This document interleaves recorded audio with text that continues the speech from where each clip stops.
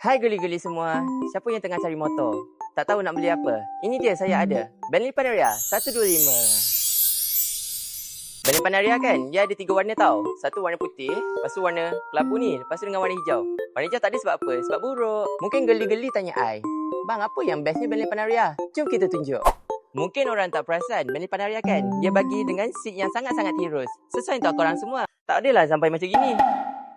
Macam gini je. Dengan reka bentuk yang sangat-sangat cantik, sangat-sangat elegan, nampak klasik tapi sangat-sangat handsome. Kakak kan suka motor-motor yang macam gini. Kepada kakak semua yang suka make up motor, akak jangan risau, motor ni memang senang make up. Akak letak stiker je. Akak janganlah letak stiker Kelantan kak.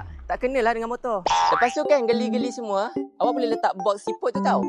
Nampaklah comel sikit. Untuk geli-geli semua yang tak reti nak charge phone, jangan risau, kita bagi charging port sekali. Boleh letak phone sekali kat dalam. Ha kak, ada storage kak. Tapi ya Allah, kecilnya. Jom kita cerita spesifikasi. Alah, malaslah kak. Stok orang boleh.